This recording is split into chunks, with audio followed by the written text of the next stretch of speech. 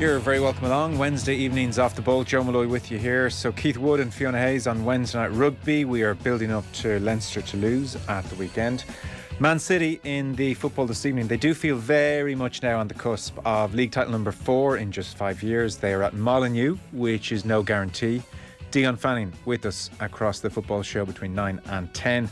And then in Gaelic football, he really was the most hyped prospect of his generation and several other generations, to be honest, but it's fair to say he has lived up to the billing at senior level.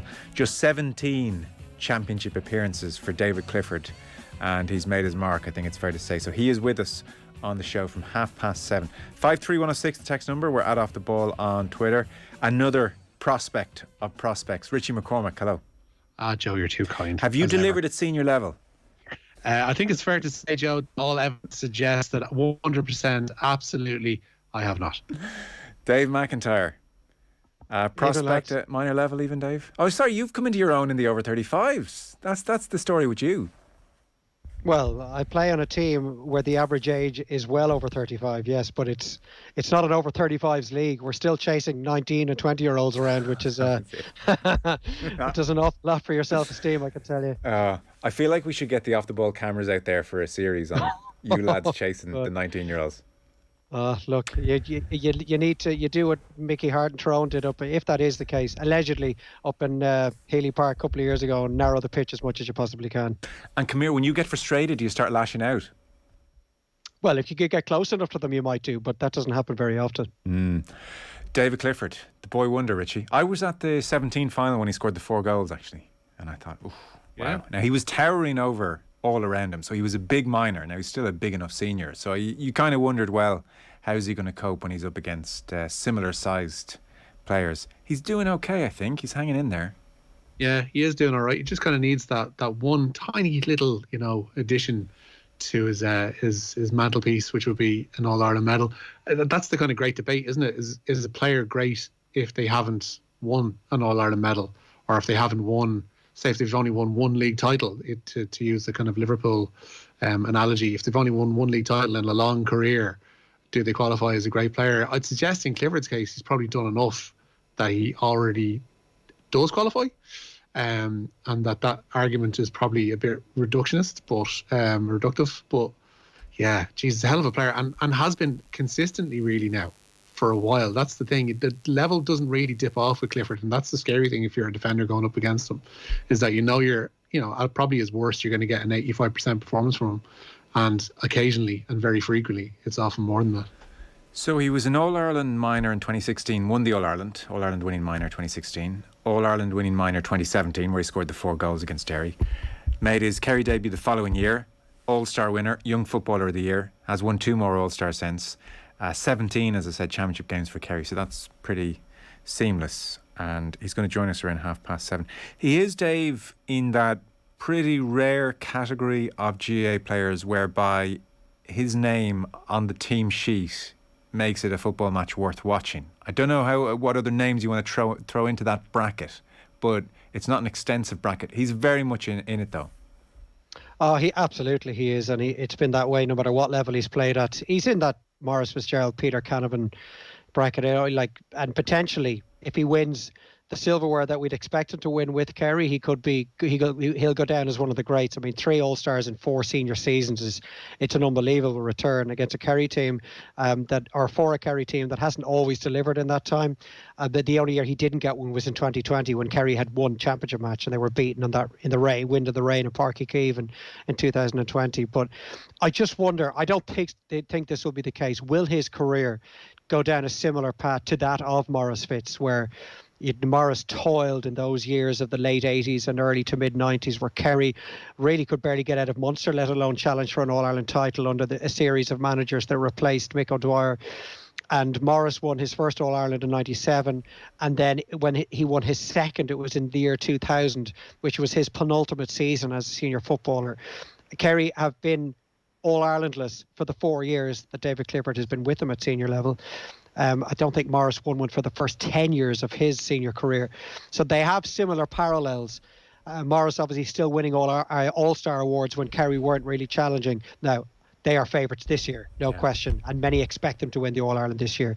But his career has started out on a similar enough trajectory to that of Morris, and to me, I'm of a vintage where I was able to watch Morris's entire career, and he was one of the greatest of all time. Are you making them pretty firm favourites this year, though? I would have them as firm favourites. I do think there's going to be a sting in Dublin. I think Tyrone will gather momentum again.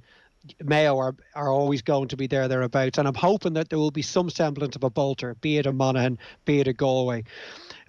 I worry from a Kerry point of view that they will emerge from Munster again untested. And that was the case when they ran into a really ravenous Tyrone last year. Now, Limerick going pretty well, and if there's anyone listening from Limerick, they may be bristling at the words that I'm using there, but that's up to them to prove us wrong in that Munster final. But there's a good chance that Kerry will get into the quarterfinals, and they won't really have had to face anything really difficult. And depending on if it could be a Mayo or Tyrone in the last 8, and you do probably need to be a little more battle-hardened in that stage. Who else in the last 15 years was worth the admission fee alone? So we'll say Clifford. In Gaelic football. I've always enjoyed watching Conor McManus. He was just such a master craftsman, and David Clifford's a little bit fortunate in that the game has opened up significantly more in his time in the Kerry shirt in the last 4 seasons, where Conor McManus had to toil with blanket defences and the likes of Neil McGee and the rest of that Donegal defence coming through Ulster, and yet he may have only been restricted to maybe 3 opportunities to shoot in a game, and he'd probably finish with 3 points from play and then another 6 or 7 from frees. So he was playing in a slightly different era. I know Conor is maybe in the twilight of his career now. Colin Cooper, obviously. James O'Donoghue, the real artist. I love watching Shane Walsh in Galway. 10 or 15 years, I don't know, does that quite extend back to Kieran MacDonald? But he was the name I was thinking as well. Absolutely, Kieran MacDonald. Jamie Clark, you'd throw into that bracket maybe as well. Yeah, absolutely, phenomenal. I mean, Michael Murphy probably is being done a disservice sometimes in these sorts of conversations because he hasn't quite got the flair and the charisma and, as a player that we've just mentioned, but I mean, Michael Murphy is just a colossus, and when you're watching him play that you're also watching one of the greatest of all time. Yeah. He is in more like a formidable player, maybe the best player in the country for a time, but he's not in that worth the admission fee alone vintage that I'm going for. But I do take the point.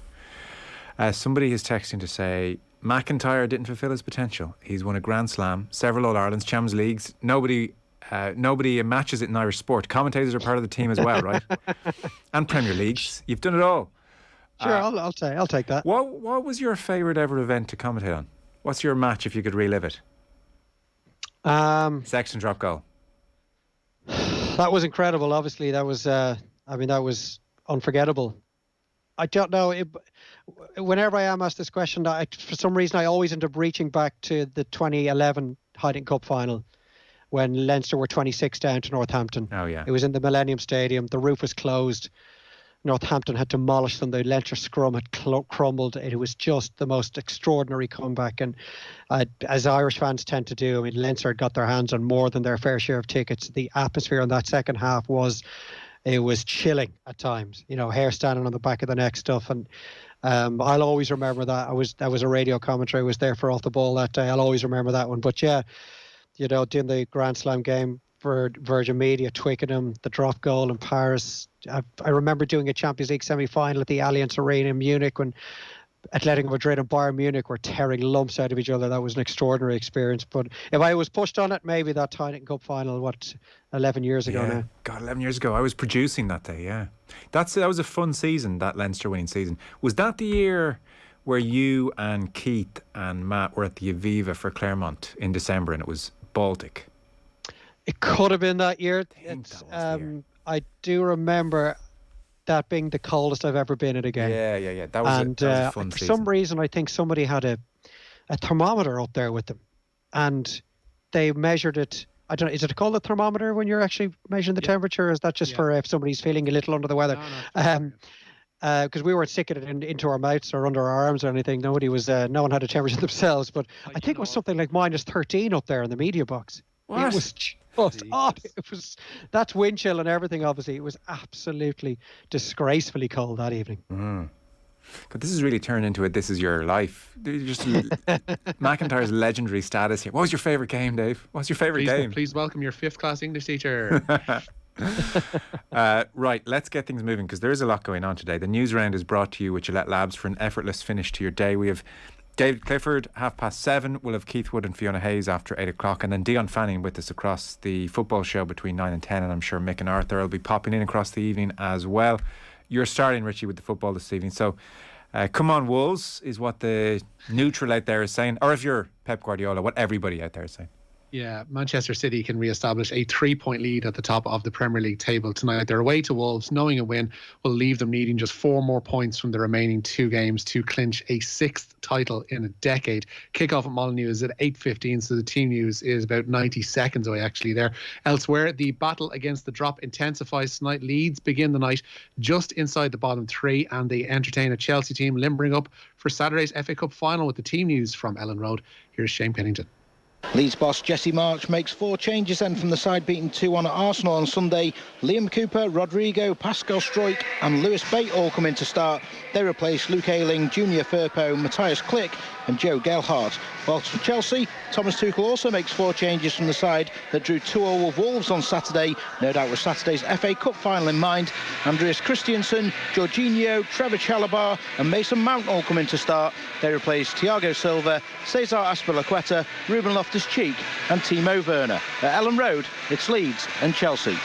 The Man City team is just in. Wouldn't inspire much confidence over in Liverpool. So it's Cancelo right back. Fernandinho at centre half does catch the eye. Laporte alongside him. Zinchenko. Then it's De Bruyne, Rodri, Bernardo Silva. And then it's Mahrez and Raheem Sterling either side of Gabriel Jesus. Dave, I don't know. There's just a slight sense with Liverpool at the moment, unlike City, of fatigue starting to set in. Like you look last night and it was Canade, Robertson, Thiago, Henderson, Mo Salah all out of the team. It's just seems to be a touch more pronounced amongst Liverpool at the moment. Yeah, we've heard that extraordinary stat that, they are going to be one of those rare teams that have played every single potential game they could have played throughout each competition over the course of the season. And no matter what the depth of resources that you have, eventually it's going to take its toll. Every single game for them is win or bust. And that is very difficult to maintain momentum. I think once Manchester City got through last weekend, which they obviously did comfortably against Newcastle, that was the game with the biggest question mark because they were coming into it on the back of what had happened at the Bernabeu, and that was obviously a massive blow to them. But they managed to get through that, and from here on, you would think City now, with less on their minds, they don't have a cup final either, like Liverpool, as well as the Champions League final to worry about. They can just focus thoroughly on each of these games remaining. Tonight is probably their trickiest, although I thought Aston Villa were superb against Liverpool last night. If they play like that again, they could ask Manchester City a couple of questions. Wolves don't really have much to play for. Maybe an outside chance of that Europa Conference League place. West Ham look spent. They're absolutely exhausted after their run through the Europa League. I think if City get it done tonight, it's as you say, it's probably one-way traffic from there on. And Liverpool are just starting to run out of puff a little bit at the moment. Yeah. Trevor Giles, a magician, says somebody on text. Yeah, I think we can throw Trevor Giles in. Matty Ford, lads. Matty Ford, Wexford in their head. Totally. To be fair, totally agree with this. You would have to say Dermot Connolly on his day was pure box office. And then this text adds, obviously nobody would ever think of the Dubs. Yeah, well, he's probably the most skillful footballer I've ever seen. Particularly in terms of his ability to control the ball under enormous pressure off both feet, to maintain possession of it, turning, twisting, just hopping it solo almost in one place. Brian Howard is another that's extraordinarily gifted in that regard at the moment. And that's before you mentioned Dermot's ability to fire these razor sharp passes off both feet, to bend the ball over with the outside of his boot. Extraordinary finisher as well. Yeah, it would be hard to disagree with that sentiment that he would be worth the admission fee alone. And when you remember watching him playing in those All-Ireland Series games for St. Vincent's in the club championship, it almost seemed unfair. It almost seemed against the rules that someone like Dermot was actually allowed play in those games. Yeah, no, totally agree. He had such an array to his arsenal. He could bend the football with either foot, whatever way you want to do it. Like, I think most inter-county footballers worth their salt, especially attacking wise, can use outside of the boot, inside of the boot, can shape it. But like Connolly with his weak foot could outside of the boot a 40-yard pass bullet wise, trajectory. I mean, this was a notch above your average. Yeah, and these greats, they're all two-footed. Maurice Fitzgerald was the first guy I can remember that was really truly two-footed. Like he could kick it free off both feet, which is just, I can barely even comprehend how much skill is required and how much ability for that. But Diarmuid Connolly used to, I felt at times, turn it on just to give the crowd something to ooh and ah over. He was it was extraordinary, the cleanliness of the strike of Diarmuid Connolly. Again in the MacDonald mould. Kieran MacDonald with the outside of the boot. Just what a sight. Honestly, he was the Zidane of that generation. They were playing similar times, the Adidas boots, the technique. There was just like, there's not enough flamboyant technique in GA. I've always felt that there's not enough of the McDonald's for whatever reason. Maybe we don't encourage it enough at a younger age. Maybe it'll come through more. I wonder, is it? Yeah. Yeah, it's not like the last thing you want to be, or last thing they kind of call for is that kind of individualist. Like you just see the slaggings that certain players do get, like on the other side of the oohing and ahhing over McDonald. There's a lot of snide kind of commentary goes on behind the back. So it's kind of, it's not necessarily frowned upon, but it's not exactly encouraged, as you mentioned. Yeah. That's the nature of the possession-based game of the last 12 years. Yeah. You have to work so hard to win the ball back that you don't necessarily want someone like Kieran MacDonald attempting something that is not the percentage play. And then you're thinking, right, well, that hasn't quite come off. But the game was a little more open, and so he probably had a little more license to try those sorts of things.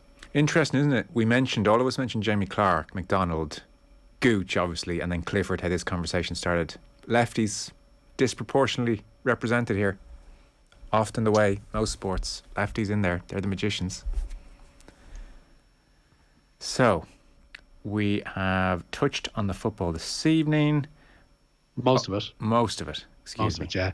I think there's a slight tweak to the team he gave, the Man City team he gave there, Joe. I think he mentions Jesus starting. He's actually on the bench tonight along with Grealish and Mahrez in midfield. The back four, as you mentioned, with Fernandinho in there. But it's Rodri, Gundogan and Bernardo Silva in midfield. Raheem Sterling, Kevin De Bruyne and Phil Foden are the front three for City tonight. Live score took a punt. I mean, let's just... You can't be relying on them, Joe. They got the back four right, to be fair to them. Just put the wrong team up. Okay, in fairness, Joe, I think in defensive live score it said possible lineup. Did it? On live score. Like the small print, if I scroll down like for 5 minutes it says it, does it?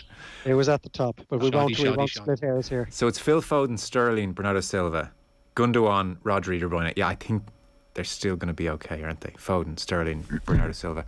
Updates across the evening. So Richie, football elsewhere?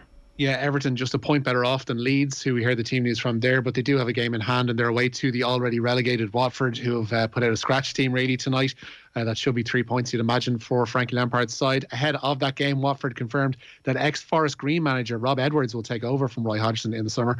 Edwards led Forest Green to the League Two title last week, but his now former employers claimed negotiations about the Watford job took place behind their back. Tonight's other game, a bit of a dead rubber, seeing Norwich going to Leicester. Celtic hope to secure the 1 point they need to clinch the Scottish Premiership title. They're at Dundee United tonight. They could still be crowned champions with a defeat. That's if Rangers fail to beat Ross County at Ibrox.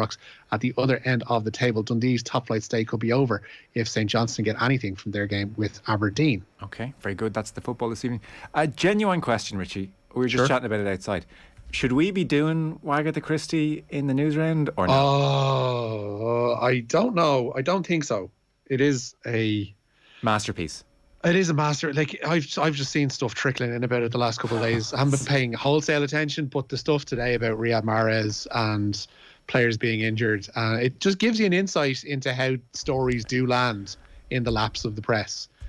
Particularly that one line about Mahrez where somebody quizzed Rebecca Vardy saying that should we give this story to Rob Dorset of Sky?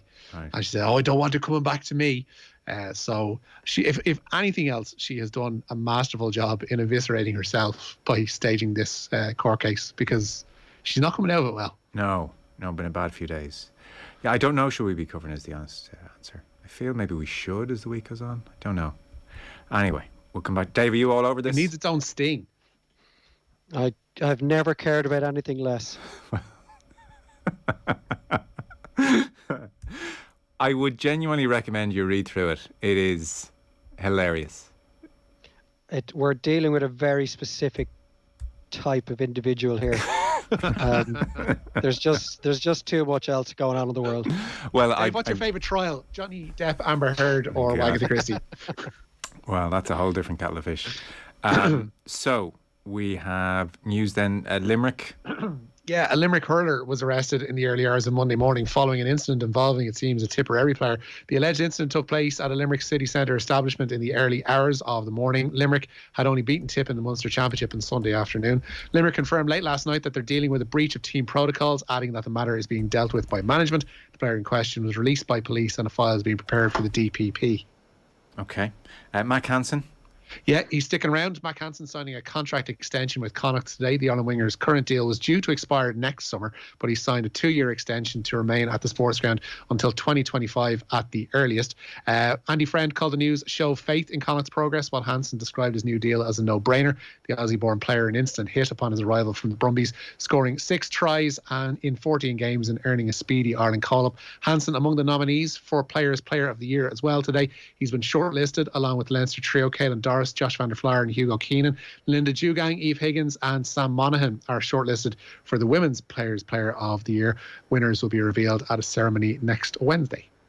Yeah, hotly contested in both categories. So Mack Hansen, Caelan Doris, Josh van der Flaer, Hugo Keenan. Oof. Dave? Yeah, probably of the season so far, I would say Van der Flaer. He's turned himself into a truly world-class 7. And one thing that has happened in the last 14 months is he started to add tries to his game. He cannot stop scoring at the moment for club or country. So if I was pushed on it, the others have all had stellar seasons. Mack Hansen has turned himself into a cult figure in Connacht in such a short space of time. And I'm delighted he's opted to stay with them and extend his deal. But yeah, probably Van der Flaer if pushed. Yeah.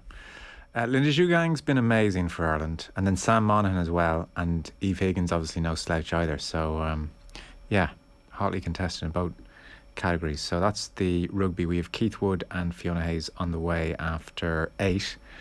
Boxing. Yeah, a largely positive day for Irish fighters at the Women's World Championships in Istanbul. Most recently, Belfast flyweight Carly McNaull put in a dominant display to beat Burundi's Ornella Havyarimana by unanimous decision. Michaela Walsh and Amy Broadhurst both advanced to the last 16 of their respective divisions as well. Walsh beat American featherweight Amelia Moore by unanimous decision, and Dundalk middleweight Broadhurst had a unanimous decision win of her own over Croatia's Sarah Beram, but there was disappointment for Olympian Aoife O'Rourke, who lost her middleweight first round match by split decision to another American, this time Naomi Graham. Okay, fellas, very good. Richie McCormack, thank you. Nice, lads. Dave McIntyre, pleasure as ever, thanks. Enjoyed it, Joe. Thanks, boys.